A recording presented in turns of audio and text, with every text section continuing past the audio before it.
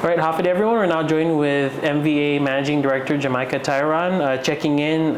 It's been over 100 days since you first started this job. Yes. Maybe we'll just start with a progress report. How has it been? We all know that tourism is still trying to get back on its feet here in the CNMI, right? Mm-hmm. Yeah, I wish I had good news, but it's been a very challenging past couple months.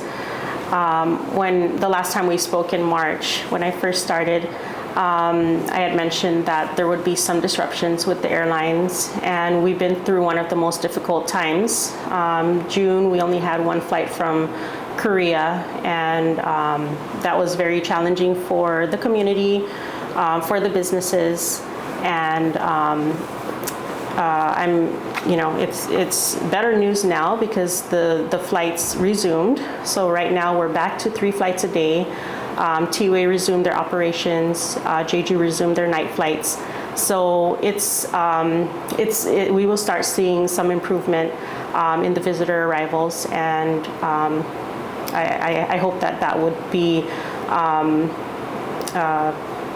good news to share at least, right? But there are other issues that happened recently. As you know, the EVS TAP was impacted in April, and so that impacted our Hong Kong airline flights and arrivals from China. So that is something that we're still working on, and we're hopeful that we'll be able to resume the flights from Hong Kong Airlines and to get the China market back. So that's basically the past 100 days is working daily on how to stabilize the air service and how to navigate through these very challenging times where a lot of these decisions are beyond our control. All right. If it's okay with you, I did want to just run down because I think we hear about these flights stopping, these ones returning. So as of today and maybe even the forecast ahead, can we just run down the different airlines and services that will be in the CNMI? Sure. Yeah. Sure. So United is still running, right? Yep. So we still have 3 weekly flights from United, from Narita. The flights are doing well. We've been in discussion with them about the possibility of adding flights, adding weekly flights, but there's no decision yet. But it'll be great if we would have access to more flights from Japan.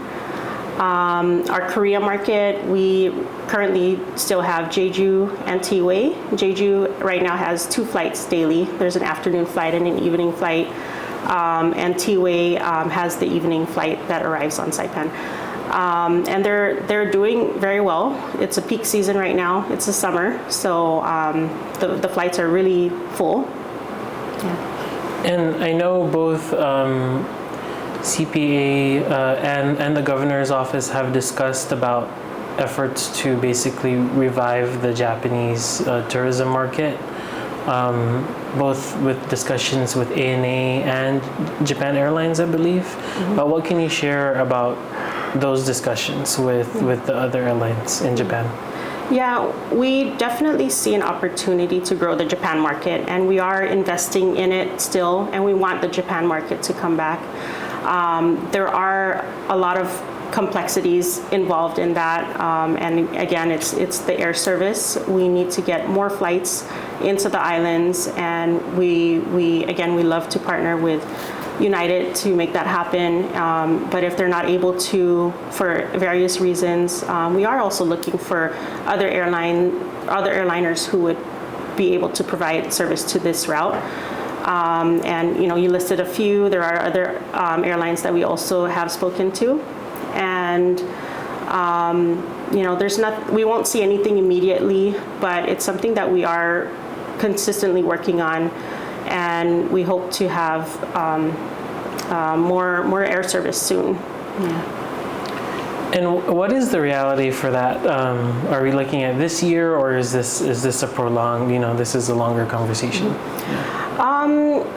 I can't say that we would get anything this year, but there are, usually the airlines are very cautious when they make decisions on which routes to service, and it would probably start as charter flights So there's a possibility that we could see charter flights from some of the airlines that we are in discussion with.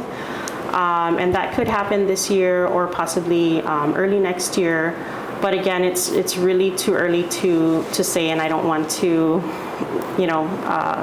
promise anything right now. All right. And so MVA also has a huge marketing plan, right, that's in the works. What can you tell us about that? And as we were discussing, this really is going to be the start of the next iteration of tourism, right, for the CNMI? Right, yeah. So I've spoken about it a few times already, but our global branding project, I really feel very confident that this will take our approach to a different level. It will highlight the different things that make our islands unique, all three of our islands, and give us something very unique to go out to the world and capture the market that is interested in those products and in what we have to offer. And it's really a whole community effort, because it's not just about putting like a tagline on our destination, but in fact it's learning about different markets and what they are looking for, and building capacity within our own market so that we can pair that together. And I'm very excited for when we're going to launch the branding, and I think the community will love it. They'll love the concept, and I believe strongly that we will come together as a community and deliver what we promise when we go out to basically reintroduce our destination to the world. All right. I know you don't want to share all the plans right now, right? There's going to be an event for that. But if someone were to say who's a tourist, what's our definition of a tourist here? Is it a family? Is it young people wanting to get away from the hustle and bustle of city life? I mean everyone. It's everyone. It would be great if it's everyone. But what would you say is our target, or the type of person that will come to the CNMI? Recently, in discussions with somebody that we're working on with tourism recovery, they kind of define tourist and traveler differently, right? So a tourist, their definition of a tourist is people that come here usually with a package, and they have, they stay at a certain hotel, they do certain things at certain times, and then they go back home. And then a traveler, they define them as someone who, comes on their own. They're more fluid with what they do. They want to see, try, feel, taste everything on the island. They want to immerse themselves in with the locals and learn about the culture. And right now we have a lot of tourists. We have a little bit of the travelers, and we want to grow the traveler market.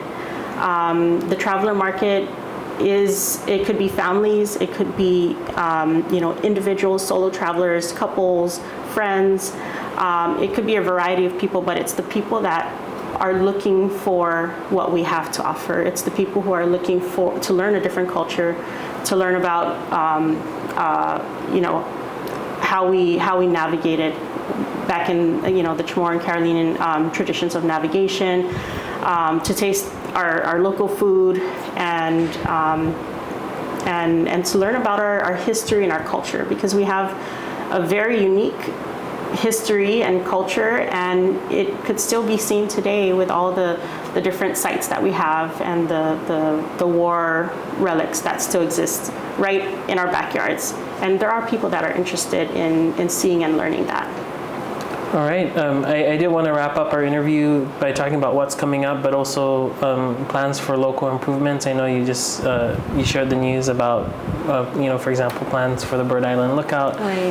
What can you share about what's coming up in terms of improving our tourist sites and destination, and anything else you want to share? Yeah. Thank you. So that's a huge part of our initiatives too. Is while we have we want people that while they're here to have the best experience possible, and that comes with improving the tourist sites. And we recently had a press release with the Bird Island Lookout. It will be renovated. It will be beautiful when it's done, and we're expecting that to be completed within a year. And along with that project is also some improvements at the Suicide Cliff and at Last Command Post. And also we are working on airport welcome signs. So by the end of this year, each airport, Saipan, Tinian, Rota, will have a huge welcome to Saipan, welcome to Tinian, welcome to Rota sign at the airport. And that will be a great, it will be one of the first things that visitors see when they exit the airport. And I'm sure that they'd love to take photos there too. Okay, I know you also have a budget hearing coming up, but anything else you want to share? I don't know what the outlook for that is, but yeah, I just want to open the floor for you. Yeah, thank you. We are expecting to have, to still be in very difficult times. These recovery, working with the airlines, working to build demand, it's not something that can be done quickly or overnight. So we are going to need the help of the community. We're going to need the support of the legislature and all parts of the government, because the MVA will be significantly challenged with financial resources in the coming months, in the coming year. As you may know, we get the way that we're funded is through hotel occupancy taxes, and when the hotels are not full or the rates are lower, we get less funding. And right now it's such a critical time, especially during this global branding. When we launch our brand, we need the financial resources to really make it, to really reach the world, reach all the travelers who need to know our destination. And to build the businesses, build capacity, develop different attractions alongside with business owners, to have something unique to offer here on the islands. So we really will need more support, and we also hope that people in the community feel comfortable to come to MVA, come and meet me, come and meet my team, and share if you have some concerns or some ideas. We don't know everything, and we love to hear and try different things. So yeah, if anybody has something to share, please feel free to stop by.